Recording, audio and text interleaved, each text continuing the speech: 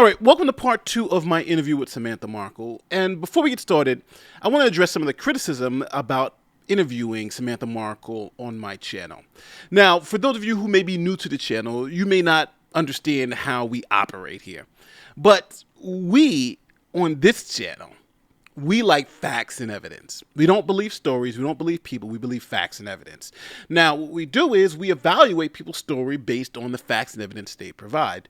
And one thing that we make sure of is that we don't just trust one side of the story and then take that as gospel. We like to hear both sides of the story and then make an informed decision. And you can see throughout all of my content, that's what I do. If it came to Kyle Rittenhouse, for instance, the media narrative was that he was a crazy racist that, killed 3 black people. That was false. That was a lie. Amber Heard, for instance, the media narrative was that she was a victim. That was false.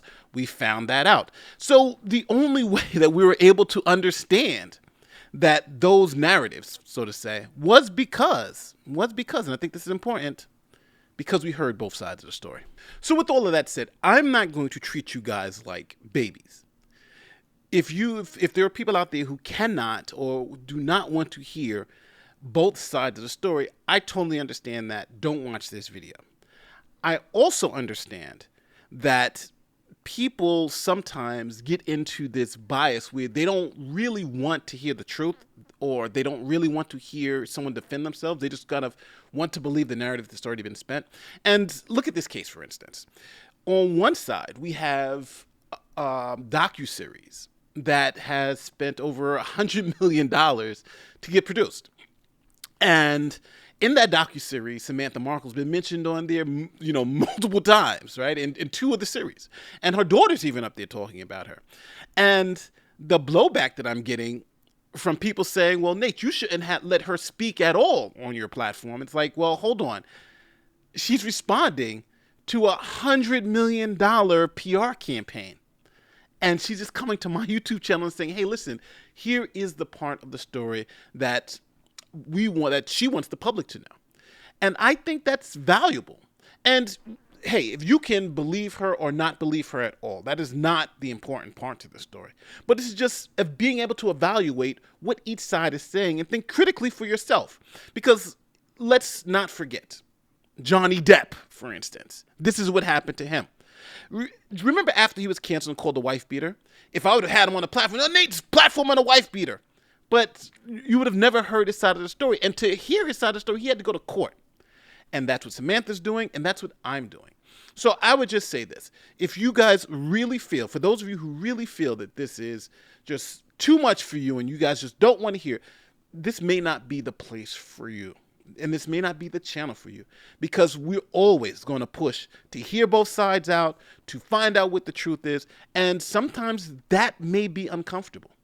But if you want a comfortable journey and just to hear all one side, then watch the docuseries and don't watch these videos. But if you do want to be critical and evaluate and try to figure out, well, there's his side, there's her side, and there's some truth in the middle. That's what I want. I want to challenge you to think. And the only way to do that is to have all the relevant facts, information, and narratives that both sides present. Now, I want to make it very clear. I don't know who's telling the truth in these stories. Only thing I can do is provide you the stories. So with that, check out part 2 of the Samantha Markle. Let me bring you to this next part of this thing, because again, this part is all about you. $100 million. And they put a lot of work into you. And this is actually a pretty good picture of you. Check this out. I don't remember seeing her when I was a kid at my dad's house, if and when they would come around. Wow.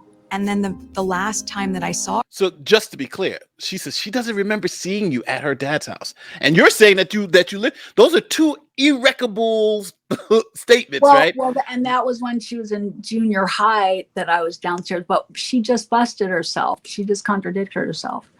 If she lived with her mom and she was raised with her mom, why would she say, I don't remember seeing them at my dad's house if and when they come around? Because apparently she's kind of pushed that out of the picture in that documentary. Sandy and Eugene shared pictures of us. My brother shared pictures of us with Sandy and Eugene and all of them and Jeanette at the house over at the holidays. But at Dad's house, let's take into account the fact that in the 1980s and even early 90s, we didn't have digicams. Everybody didn't have a cell phone. And when you're at the house, you're not like, oh my God, stop. Let's get out the camera. This is a Kodak moment for every little interaction you have in the house. So the only one ever taking the pictures was usually at the holidays or something special, and it was Dad. Because we weren't like today, everyone's doing selfies, and people forget this. We've already showed salient pictures in the media over a lifespan that I think are very clear. And even at the house when I was helping her with her homework. But that was something cute my dad wanted to do. But generally, like today, everyone's like, oh my God, I'm going to get a selfie of myself in front of this building. I got to get a selfie of myself eating at this restaurant. I got to get a selfie of myself on the couch. Nobody was doing that in the 80s. We weren't taking pictures at the house of life. I think clearly, though, people know that she wasn't raised by her mother. Everybody at Immaculate Heart, everybody on Married with Children, people know she lived with Dad and was raised by Dad. So I think that was a decoy. That was like a red herring distractor. And the whole, for Doria to sit there and act like that was clearly lying. Bring it on. For Doria to sit there and say, I raised her and people in the neighborhood helped. That's a lie, Doria. You didn't raise Meghan. You were with Meghan on the weekends, sometimes every other weekend, and you were gone for a while. Where are you getting this? That was a lie. So no, and I'm calling it like it is. That's total BS. I don't remember seeing her when I was a kid at my dad's house, if and when they would come around. And then the last time that I saw her that I remember is when I was in my early 20s. I hadn't had her fall out with her. We didn't have a closeness to be able to have that. And I wanted a sister. All right. Now here it is what they say about you. Samantha Markle maintains that she and Meghan had a close relationship until 2018 and that the media fabricated quotes that have been attributed to her. So how do you respond now? So now you have the chance to respond to all of this. So who made that statement that I said we were close until 2018? Who made that statement? It says it'd been very forthcoming. I'd been very forthcoming in my interview that the last time I talked with her was 2015 going on 2016 to have a discussion with Dad. And I never said we were close up until 2018. So that's a statement to throw people off to make it look like I'm somehow stretching. But let me point something out. What's really weird about what she just did was she kept saying, I remember. Well, she also remembers a secret wedding with the Archbishop that never happened. So, she did remember that too. 3 days before our wedding, we got married. No one knows that, but we called the Archbishop and we just said, look, this spectacle is for the world, but we want our union between us. So like the vows that we have framed in our room are just the two of us in our backyard with the Archbishop of Canterbury, and that was the piece that just the three of us. Just the three of us. Let's like put the memory thing in perspective here. And I think then perhaps maybe she feels like she can say, well, memories and recollections vary. No, there's recollections and memories, and then there's fact. And I got to say, there was also no secret wedding. And Harry sat there and acknowledged it like it really happened too. Like he enabled it and went right along with it. That was very weird. So, because one thing that fascinates me about this, even this story, is that you have all the receipts, right? You have all these pictures, you have all this stuff. She obviously knew she was at your graduation, right? So it's not like she's essentially trying to say even though you may have this blood relationship, you're essentially a stranger. But then all these documents and everything else we see, you don't go to a stranger's graduation, right? You don't have all these pictures with people who you just don't know. And the fact that she did live with your father and lived in the same building as you, right? You lived on the first floor.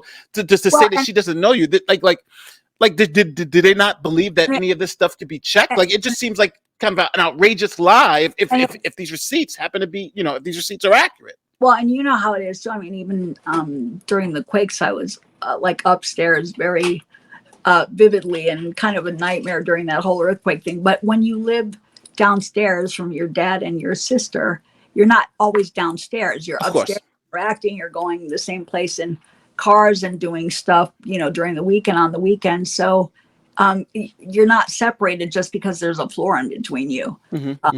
So it just allowed me to, be like, they didn't have a whole lot of extra room upstairs, but it allowed me to work my job and be able to come and go and not really disturb them if they were sleeping or if they weren't home or whatever. And I could be close, which was cool, because when you want to go do things or hang out, then you're just, Yeah. right. But I think more than that, and even when I didn't live there, Tom and I had our own apartments. I was in Westwood. That's 10-15 minutes from LA. Tom was in Woodland Hills on Topanga Canyon Boulevard and in Canoga Park, which is a half hour away. And I think by virtue of life, most families will say that, after you're 18, you got to fly the coop or we're booting you out. And just because you're working and going to school or living your life in an apartment doesn't mean you're all of a sudden not family. They're not family because they were not in the house. Well, we were 10 minutes away. Not being in the house doesn't make us not family. I think most families are like that. That was kind of an unrealistic stretch. Yeah, just because you're 10 minutes away. And on top of that, it seems like she was out on essentially living with you. If you're in the same house, it's on different floors, you guys are living in the same household. I mean, well, not household, but in the same building. And then, Right. you have all these, the relationship, like she was living with dad too. So it just seems like there's a lot of inconsistencies in what she's saying versus what the reality as you're telling me now. If I'm such a stranger and I'm like nobody, why would she call me from the green room of Deal or No Deal to tell me about the girls and to talk about stuff? Why would she call me from Buenos Aires to tell me that they're putting her up in this great penthouse and she's so excited? Why the reflex to call Babe? If Babe's nobody, why are you calling me? And why are you calling me if you're depressed from your apartment and telling me about mold and that I need to, and I needed to help her regroup? I asked her if her blinds were open because she was depressed. I was going to counseling school at that time. And I said, look, go open your blinds, because I knew sunlight was a good thing. I said, get up and get moving, but I'm depressed. I can. And so my attitude was, well, and I said this, if a director told you to get up and open your blinds, you would do it, right? And she said, yeah. And I said, well, pretend a director's telling you to do that, because movement and the sunlight stimulates endorphins and you won't feel so depressed. And it worked. But if I'm such a non-person, why is she calling me about advice when she's depressed? Listen, now I want to warn you before we get into this next part. This is they're bringing your daughter into it, and this I kind of felt a little uncomfortable with, because now they're going to bring your daughter in to try to essentially use her to also discredit you. So, just be forewarned that this is here. My name is Ashley Hale. I'm an immigration attorney, and I am Meg's niece. How are you and Meg related? So Meg is my aunt on the maternal side of my family. So she is my biological mother's half-sister. My biological mother is Samantha Markle. And it was agreed by everyone, for myself and my brother, to be raised by our grandparents. So they got custody of us when I was probably around 2 years old. And ultimately, they did adopt us. So I was raised by my paternal grandparents, and for me, Now, do you want to speak to that? Yeah, I do, because I don't think Ashley understands. I was not only concerned about dealing with disability over my life, but her dad was an apprentice, and her dad, Chris Hale, is now deceased. We couldn't get along, and we tried twice to make that work. So we divorced on irreconcilable differences, and we agreed, because I didn't feel safe leaving my kids with babysitters. I looked at it this way. I would not leave my car with strangers. I'm certainly not leaving my children with strangers. Now, you were in the wheelchair at this time, right? You had your injury had occurred? Okay. No, I had already had, when I was a teenager, when I was 17, I had the fall off of the rope swing. I was paralyzed on my left side and blind in my left eye. And there was a possible diagnosis at that time of MS. And it scared the hell out of me, because I had heard what can happen over a lifetime. And so, and I got better. But when I had my kids, I also thought, okay, not that pregnancy brings on MS, but a whole host of things went through my mind. Like, I've got an opportunity here for them to have a charmed life and not be saddled with my disability. And also, I wasn't getting along with their father, and I knew that I had to work, and that meant leaving my children with babysitters, which terrified the hell out of me because I didn't have my friends in LA also had jobs and lives, and I didn't know anyone that I could trust well enough that I would feel safe my children being with them for 8 hours, knowing that, not that they would hurt my children, but that they could fall, or maybe they weren't, so great in the attention department. I didn't feel safe. So Chris and I decided, because the Hales offered, they had already been there twice a week. I was working in the office at his law firms, and the kids were with them a couple of days a week already. They already had a sense of their grandparents. They already had play equipment in the front yard. And I felt that that was safe. That would be a safe transition. It would be a stable life. I wouldn't have to worry about them. And even if it meant me not being with them, I thought it's better than babysitters and the strained life of mom coming home from work, because I went through that as a kid. And I thought there was a better way to do this. So they'd have a mom and pop figure in the house all day, the same kids at school that they would grow up with and know in a community that didn't have the crime and the problems of the hustle and bustle of LA. So I decided mutually, and Ashley can look at the court records, to allow them to move with their grandparents. And I signed adoption papers willingly so that they wouldn't be in school with their friends going, how come you have a grandma and grandpa? I wanted them also to be able to call them ma and pa. And so their friends, they'd be socially perceived as having a normal household with a mom and a dad, and there would be no issue for them that would be maybe stigmatizing. So I agreed to that. And the court records clearly show irreconcilable differences. So there was no custody, there was no loss of custody. It wasn't, and I don't know where she's thinking that, there was no agreement with her dad or anyone that the kids would live with them. We all agreed on it. And that's clear in the court record. When I was going to have her, when I was pregnant, a lot of people around me were pushing for an abortion. I don't believe in it. I wouldn't do it. So I decided to have her. So I didn't have an abortion. I chose for my children not to be raised with babysitters, but rather to be raised with their grandparents when I divorced and when their father wasn't making enough. We needed stable lives. We couldn't compete with the stable life that I wanted my kids to have, and I felt they should have. If it makes me a bad parent because I chose for them to have that life and she can't understand it, maybe she needs to read through the records and search her heart and soul and see why I did that. I did it because I love them. I would do it again, and I will not be villainized for what I thought was the best decision, given the fact that we weren't economically stable and I was facing disability. Now let's head on to this next part, because again, this is your daughter now getting a little deeper into why she feels the way she feels. They were my parents. My biological mother had not seen her since I was 6 years old. And then later in life, around 2007, we reconnected. I just remember my dad saying to me, Samantha found her daughter.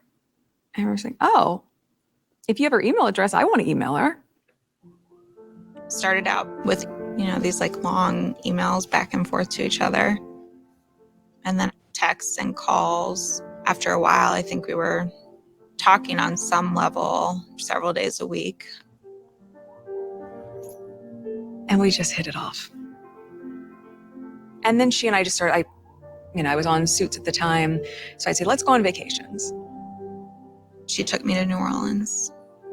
We walked around, we listened to some good live music, ate way too much food and had way too.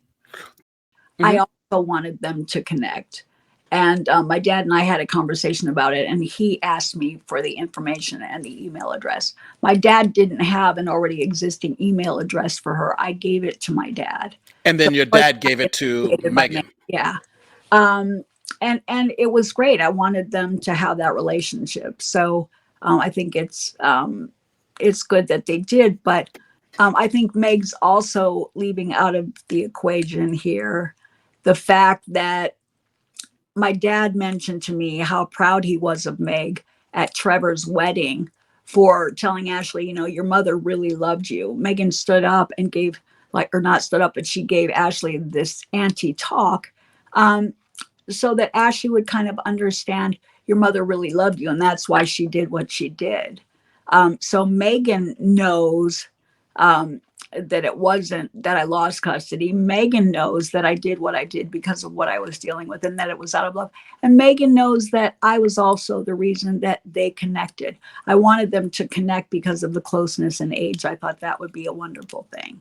And clearly there are some recollections buried there going on, but my recollections are very clear. Ash was put through quite a bit by the media, just by association. I didn't want her life to be plagued with all that drama. After the news first broke, Samantha pretty quickly began expressing a lot of angry words about Meg towards me. What was communicated to me was maybe some resentment. And it felt like no matter what I said, her perspective didn't change and seemed to get angrier and bigger, and we stopped talking. Some people you just can't reason with. Wow. How does that make you feel? I think clearly she's not dealing with full facts. For when the news broke of the dating, and this was around the time the hatches were being sealed, and I felt that my father wasn't being treated fairly, and weird articles were coming out. I didn't know yet that there was an entrenched media agenda that I found out from an attorney in London that happened around the time of the announcements, because I believe that Meghan was feeling like, oh my God, I've got to discredit them because the media is getting to them. Nobody came to us and showed us how to handle the media or anything, but she realized that the media had found us. I was living under my married name. There was nothing on public record. So they had to do a lot of digging to find out where we live and start ringing the phone and showing up. But the moral of that story is they were getting to us. And I tried to tell Ashley that something was going on with the family. I said, you don't understand. She's not like Diana. She's not a humanitarian. My dad's, all of the stuff you're seeing in the media is not true. And if saying this is all bullshit is angry words, of course we were angry. And of course I'm going to tell Ashley, look, you're a lawyer. You should understand, what's going on with PR and that everything is not what you seem. You need to hear what's going on with me and my dad. And this is the truth. You need to hear me. But I think she was caught up in that group thing swell. She was a little bit high on Meghan and the whole royal thing. Yeah. And I feel that she was very biased and in denial and not wanting to hear what I was saying about it's not what you seem. She's not Diana. There's something going on in the media here. These articles are trying to discredit us. And I said, we're not out there giving articles every day. We're not out there trying to badmouth Meghan.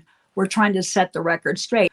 But then for her to sit there and say, instead of giving me the benefit of the doubt, while my biological mother is in a wheelchair and I'm picking sides with my aunt, with Meg, because I want to go to this royal wedding. Like, the royal wedding was so important. The royal wedding turned out to be a historical disaster. Now everybody sees, but I think people were so caught up in it then that it was like, oh, got to get an invitation. And I wouldn't have expected that Ashley would have been emotional about that. And for her to say, I found out I couldn't go because of my mom. Oh, well, let's listen. That's a lie, lady. Let's listen. Hold on. Don't jump the gun. Let's listen to that part, because that part is actually up next. Let's listen to what she says about that. Here it is. Here we go. Anyone understands what that very small comms team was dealing with. They just couldn't wrap their head around, and I have compassion for it. How do we explain that this half-sister isn't invited to the wedding, but that the half-sister's daughter is? And so with Ashley, the guidance at the time was to not have her come to our wedding. I was in the car with H, and I called her and I had her on speakerphone, and we talked her through what guidance we were being given and why this assessment was made. And that's painful.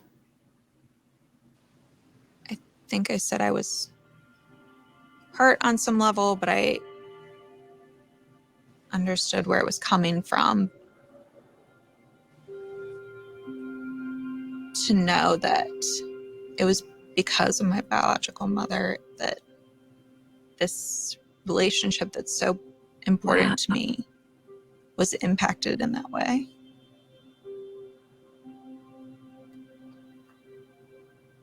To feel like because of her it was taken away has been hard. Wow, wow, wow, wow. Is that the first time? Is that the first time you've seen that? Because of her, the royal wedding was taken away. Because of her, and she fought to have a child that she didn't want with babysitters. Because of her, you are sitting where you are today with a privileged life because of choices I made. And I'm not tooting my horn, but that's the fact. Because of her, you missed the royal wedding. No, that's a lie. A royal insider, Lady Colin Campbell, and others, Tom Bauer and Dan Wooten, verified in my interview. That's a lie. Meghan was pulling a psych job on my daughter. And look at the effect of that. My daughter was almost in tears, believing that I was the reason she couldn't go to the royal wedding. You know what? Meg made that decision. Lady Colin Campbell told me that. Dan Wooten and Tom Bauer verified it. The royals never said that. But that's what Meghan told Ashley. And apparently it emotionally took over Ashley to the point where she begrudged me and thought, wow, I lost this because of my mother. No, you have your beautiful life because of your mother who loved you very much. And I still do. You have everything because I did what I thought was best. But the royal wedding, you didn't lose the royal wedding invitation because of me. You lost it because Meghan lied because she had an agenda. She told you it was the royals' decision to dodge accountability and to spin something that would upset you and pit you against me. That's the truth. The reason doesn't really seem that compelling to me to just invite your daughter from the wedding. You know, if she's as close as they were saying, they were going on vacations together, they were spending all this time together. She was essentially her sister. It's like, really? Is that the reason why? And it wasn't only seems to be you two. It seems to be all the Markles. Were any Markle or anybody from her father's side of the family invited? Hey, the Raglins weren't invited either. Uncle Mike, who worked for the State Department, who's highly credible, wasn't invited. Why keep everybody away, including someone who worked for the embassy? Well, how many family members actually went to the wedding? Do you know? Doria. That was it? So hold on. Remember that big the chart they had with all those members of the family? Only one member of Meghan's family attended the wedding? Because I believe Doria is the only one who would comply and keep quiet about life stories. You know, I mean, and I think it's really sick and macabre to take a whole family and to tell them you're not allowed to talk about your life. Meg, this is not just your life. You are not that important. You can't be that narcissistic and hedonistic and egocentric that you think a whole cascade of people suddenly cannot talk about their life and how it intersected with you. You know what? It's my life. I have a full body of experiences. So does Dad, who gave you everything. Uncle Mike, the Raglins, everybody. We will talk about whatever we want to talk about, not because we didn't sign NDAs, but because it's our life. That's important. It's got value and merit. And shame on you for not being grateful enough or being able to allow people to at least, if not share your life with them in their stories, not thinking that they're not allowed or valid enough to tell their stories. Step off the curb. Now, you know, everybody, the whole family was like, there was this like impending thing. Oh, the whole world, journalists everywhere, comedians, television shows, magazines, everybody's talking about Harry and Meg, but those Markles won't shut the F up. The Raglins are being quiet, you know, maybe because there was some undue influence or pressure there. They just kind of went to the wayside, but they weren't invited either. But nobody's allowed. The whole world is talking about this, but the Markles are not allowed to talk. You take your communist China crap and your dark ages coercive crap and stick it where it goes, because we are not going to be forced to be silent about our lives just to hide your deviance and your lies. Period. End of paragraph. And the whole world, I was surprised to hear journalists who take paychecks to talk about this stuff to say the Markles need to shut the hell up. No, you all stick your paychecks. You all shut the hell up because you're not family. Yet you have a right to sit around and talk about this virally on social media all day and on your television shows and in your papers. But you're going to mock us and you're going to disparage us because we talk. Get out of Dodge. Well, you know, it's funny because like I always say, this is not just Wow. Meghan Markle's story. This is your story. Yeah. And obviously, look how much is your story, because I think when you just look at this documentary, it seems like they have to, they're giving a narrative of you, your relationship with your daughter, all to kind of seem to discredit all of the family, right? Because again, you only said one person went. Now look at this last part, because I know I don't want to keep you forever, but this last part is unbelievable. So now they're going to explain to you why your father wasn't invited to the wedding. Now listen to this. I feel sad that the media would run with this. Do you have any reaction to your ex-husband apparently staging photos for the paparazzi? That he would capitalize. Certainly as a parent. It's not true. No, that's not what you do. Not parenting. Paps and journalists and media were following him all day, every day. The unraveling happened that week when he wouldn't pick up my call.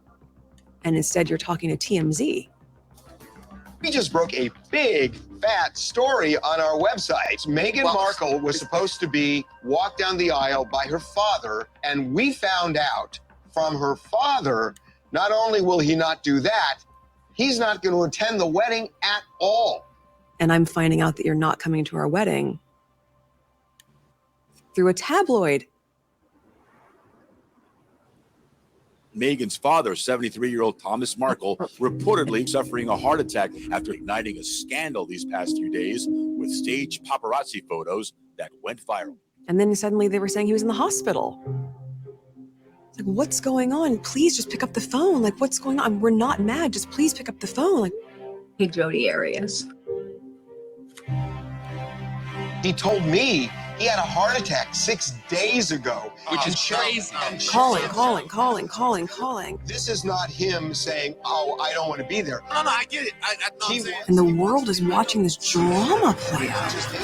I feel so bad for everybody. Free Thomas Markle. Free Thomas Markle, man. Tommy Marks, baby. Mr. Markle, he didn't ask for this attention. Even once it was said in the media, I just kept calling. We need to know what's going on. I don't understand what's going on. Are you okay? What hospital were you at? Bullshit. All of us. We're just trying to understand what was going on. Bullshit. How you don't have your daddy at your wedding? All right. You got a lot there. That's a lot there. No. Talk to me. Let's go for this. First of all, she's suggesting that she was texting, and Dad wasn't replying. By the time any message was sent, he was already in the hospital. And so let's look at the stage photo thing. I want to go there. Okay. My dad was being portrayed in the media like sort of slovenly. They were mocking him, doing horrible pictures of him, to keep him quiet and discredit him, right? That was an entrenched media agenda. And Daily Beast kind of did an article that pointed this out as an MO. So they couldn't reach him, Coleman Rayner. So they contacted me and said, look, the media is making your dad look terrible. We can help. And I'd been out there defending my dad in the media. So everyone knew I was the go-to person to try and get to Dad because they didn't know how to contact him. So I believed naively and trusted them. And no, I wasn't paid. Article said, oh, Samantha got a piece of the pie. No, I told my dad, I said, I think sincerely they want to help you. They're going to make you look, put you in your proper light because of all these nasty articles and horrible pictures. So I think it's a good idea. Like, just like you would put, your real self looking professional on a business card, you have the right, when other people are skewing you to look horrible, to debunk that and say, who gives you the right to define me negatively with your sick agenda? I want everyone to see me as I am. So I thought it was an opportunity with a photographer in a media hub, or who had access to say, no, my dad deserves the right to be seen for who he is, not for who you want to say he is because you have a twisted agenda. Okay, so I got several text messages from Jeff Rayner saying, oh, he'll make it discreet. He won't be seen. He'll be 100 yards down the street in the bushes. And I kind of thought that would be a good idea because nobody was giving my dad the chance to be seen as he is. Well, I didn't know that they had an agenda. So Meghan apparently had photographed with Jeff Rayner prior to all the royal wedding stuff. I believe she knew what was going to happen. They had a relationship. So he sent me a bunch of text messages guaranteeing that it would be discreet. And then I see the next day, the photographer is walking with my dad in the internet cafe with a long lens camera after he assured me that it would be discreet for my dad's safety and, all intents and purposes, so that it wouldn't be obvious in public because my dad would draw a lot of attention and it would be kind of weird. And I wanted it to be private and a good thing for my dad. So to see Jeff, or to see the photographer in the internet cafe walking next to my dad with a long lens camera, I was like, wait, you said this would be discreet. I don't see you 100 yards down the way in a bush, like you said. You're right next to him. And I found out from my dad later, the photographer chose the internet cafe because my dad had suggested other places. And the photographer said, no, this is where we're going to go.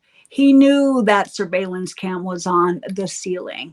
And isn't it weird that the very next morning, there was an article in the Daily Mail, Thomas Markle stages photos, and it was a big scam.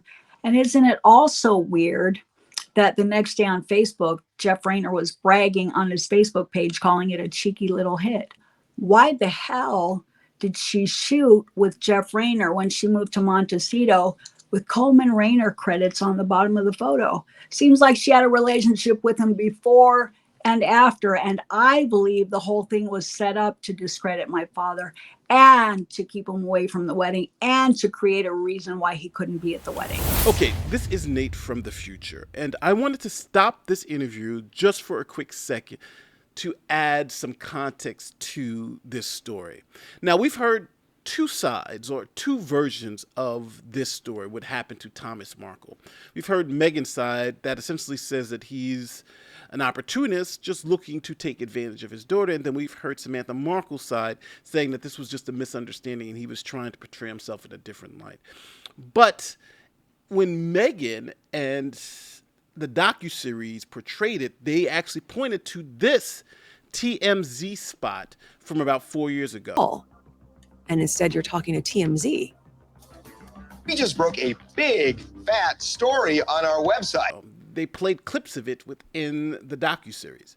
But I went back and found the full TMZ clip, and I wanted to play it in full context because it seems to support one of their stories. So without any further workup to it, listen to what TMZ said at the time in its full context. He told us why he sold it in the first place. There was an actual story behind all of this. Exactly. So Thomas told us that basically he's been bombarded for the last year since Meghan and Harry's romance went public. And there are photos that have been taken of him by paparazzi that show him looking disheveled, that show him looking like a lush, that show him buying beer when he says the beer that he's buying isn't even for him. He was buying it for some guards that work at this facility. And he said he doesn't even drink beer. Exactly. So, and he just feels that the portrayal of him in these photographs and in the media in general has just been completely unfair, and that he's turned down actually interview offers of $50,000 to $100,000. So this incident with setting up these photos was to show a different side of him. Well, and Sean, we should say that he says the paparazzi agency told him, look, why don't we do this? It's not going to hurt anybody. We'll give you a little money. There are reports out that he got $100,000 for that. He told us nowhere near that amount. Exactly. But they were going to basically offer him money to stage a couple of photos. Nobody's going to get hurt and it's going to be fine. And he felt it's just going to rehabilitate my image, which makes me look like a drunk, transient guy. The way it has been for the last year. That's Exactly. right. And so now he wanted to chance show himself in a different light. And I get it, by the way. I mean, when you think about it, how is that picture necessarily hurting? Right. It doesn't hurt the royal family at all. Exactly. I think where it hurt, the perception that it hurts the royal family is the fact that, that he had worked with this photo agency. But really, he was saying, there are photos going to be taken of me anyway. There are paparazzi that are going to be hounding me no matter what I do. I may as well get involved in the process and make sure that the photos are not them catching me at the most raggedy moment. So the royal Meghan might reach out. And here's how badly he wanted to go. He told me he had a heart attack 6 days ago. Which is crazy. And checked himself out of the hospital so he could go to England. Free Thomas Markle. And now he said he feels so bad for everybody that he's just taken himself out of it. Free Thomas Markle. Free Thomas Markle, man. Tommy Marks, baby. Come on, man. Get this man to the wedding.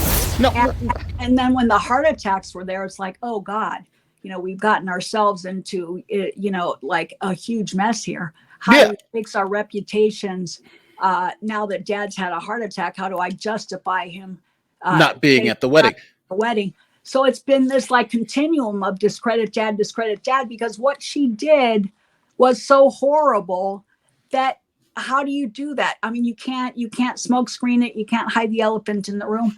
So now let's pretend that she was raised by her mother to make all that go away and to villainize him after he gave her everything in her life. I don't think so, Sunshine. To take advantage of a man who is 75, 73 or whatever at that time, 75, and to do this to him, even though he had already expressed that he was having pins and needles and having heart pains, and to take advantage of a man to the extent that it causes him a heart attack, and then to mock it and do articles suggesting he faked the heart attack. Shame the hell on all of you. That is elder abuse. It's psychotic. It's, it's so ridiculous that was even legally allowed or happening. The truth is we were a pretty normal family consisting of older siblings. We never walked around calling each other half anything. Your families, and you come together however you come together. Here's one more thing I want to leave you with about that whole wedding thing and this whole ambulance kind of thing of I couldn't get to my dad. I remember only one member of her family went to the wedding. That's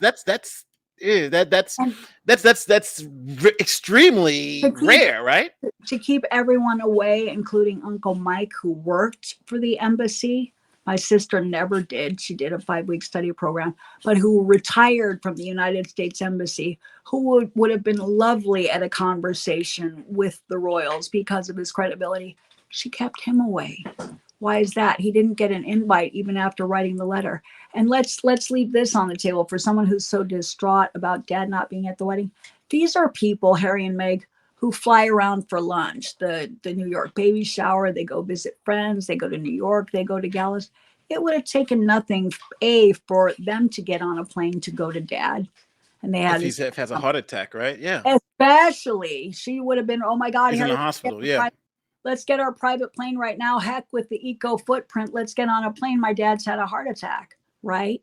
That didn't happen at any point before, during, or even after, or even still.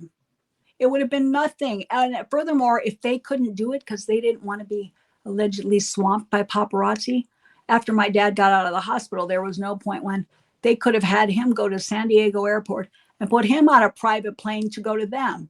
Did that happen? No. Did they ever visit your dad in the hospital? No, never since then.